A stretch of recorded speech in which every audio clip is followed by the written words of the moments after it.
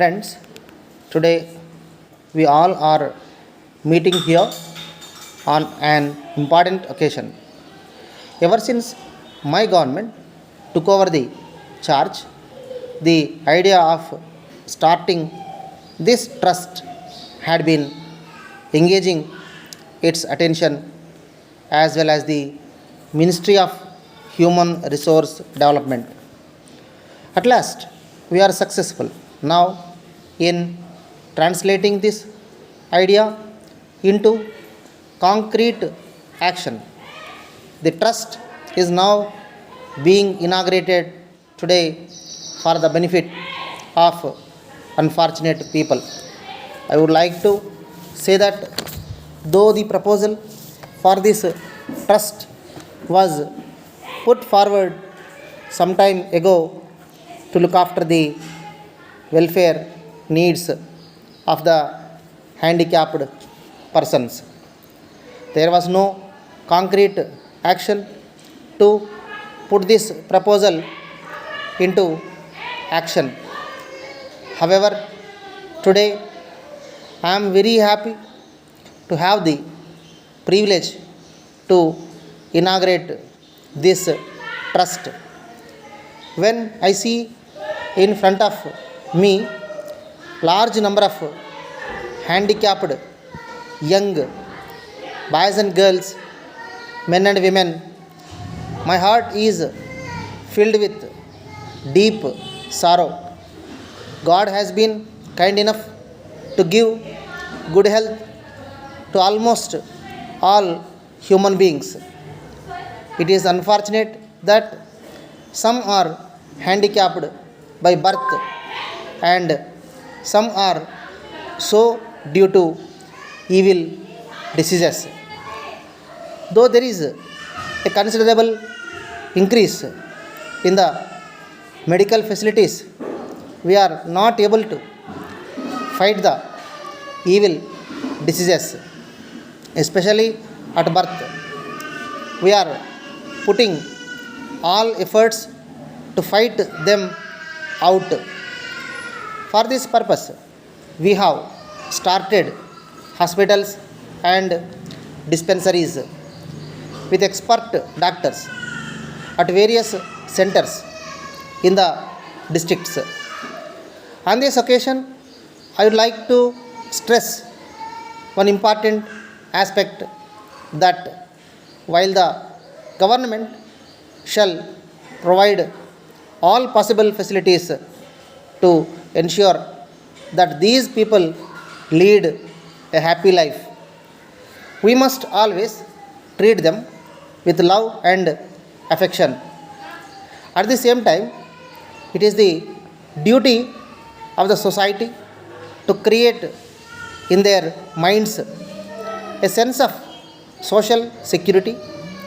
I would appeal to all those who are gathered here today that you must always try to help the handicapped persons. It is with the objective of providing livelihood to these people that this trust has been established. I am sure you are all aware that the government is giving all kinds of preferences and concessions in all fields like education, employment, etc. I would therefore assure you that the government shall introduce schemes which will give greater and direct benefit to them. Further, I would like to emphasize that trusts established with such objectives like this should function well with discipline and sincerity of service. I am sure that this trust shall function sincerely and effectively in extending all kinds of help, physical, mental, and financial, and ensure that the handicapped people feel full social security and lead a satisfactory life. Before I conclude my inaugural address on this important occasion, once again convey my deep sympathy to all those handicapped persons. Thank you.